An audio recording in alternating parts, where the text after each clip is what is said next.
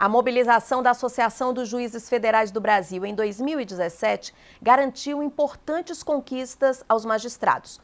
Para falar sobre essas conquistas e sobre as perspectivas para 2018, nós convidamos o presidente da AJUF, o juiz federal Roberto Carvalho Veloso. Doutor Veloso, é uma satisfação recebê-lo mais uma vez aqui no programa Justiça para Todos. A satisfação é toda minha. Sempre que eu posso, eu estou aqui com vocês. Obrigado.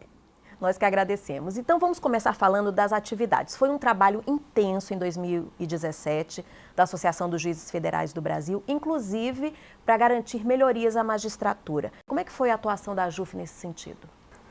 Na verdade, a grande preocupação da associação no ano de 2017 foi garantir a continuidade das investigações contra a corrupção. Nós tivemos um exemplo muito negativo que foi a Mano Politi na Itália, na qual, por atividades parlamentares e por iniciativas no Legislativo, houve uma restrição às investigações. Tanto que o enfrentamento da corrupção na Itália não continuou com aquele mesmo vigor. Aqui no Brasil, nós conseguimos, mercê da força dos juízes federais e do apoio da sociedade, manter até o presente momento as investigações em curso.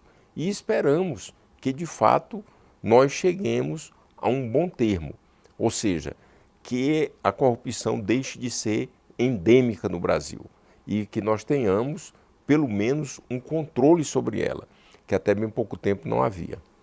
Pois é, sobre a Operação Lava Jato especificamente, né, que a AJUF sempre foi aliada aí desse trabalho de combate à corrupção. Como é que a AJUF avalia os trabalhos desenvolvidos até agora e o que ela espera daqui para frente? Na verdade, a Operação Lava Jato, ela trouxe uma mudança de paradigma, porque até então os poderosos, eles não eram levados às barras da justiça. E vejam, nós temos hoje parlamentares presos, o ex-presidente da Câmara preso, nós temos governadores de estado preso. Então, o que isso significa? Significa que houve uma mudança no Brasil em relação ao enfrentamento à corrupção. Isso não é pouco. Nós temos ex-parlamentares presos, ex-governador preso, nós temos grandes empresários presos. Quando é que isso aconteceu no Brasil? Nunca isso tinha acontecido.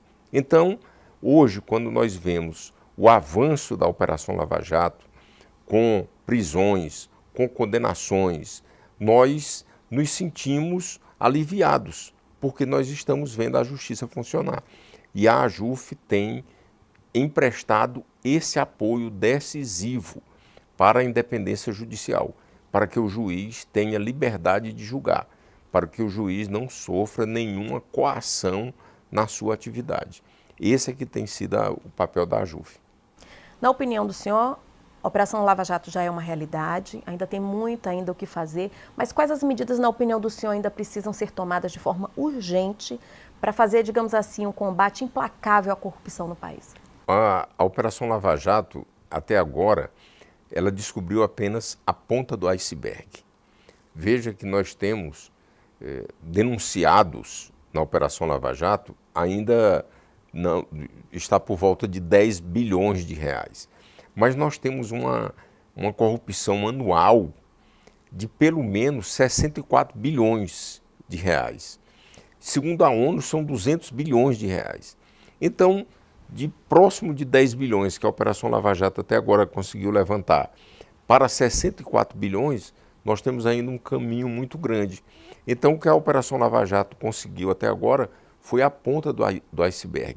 Ainda há muito para se apurar, ainda há muito para se investigar e ainda há muito para punição dos envolvidos, para punição daqueles que intencionalmente desviaram o dinheiro do povo. Vamos falar agora um pouquinho sobre o Código de Processo Penal. Como é que foi a atuação da associação nessa reforma dessa lei? O Código de Processo Penal ele ainda está em gestação na Câmara. Ainda não se trata de uma realidade. Nós temos acompanhado, fizemos inúmeras sugestões, Mas a grande preocupação que nós temos em relação à reforma do Código de Processo Penal é em relação à delação premiada. Porque a delação premiada ela foi um instrumento, na verdade ela tem sido um instrumento valiosíssimo para o desvendamento de crimes. E nós temos acompanhado o processo de reforma do Código de Processo Penal para que não haja nenhuma restrição ao Instituto, para que a delação premiada não sofra qualquer revés. Pelo contrário, que ela avance.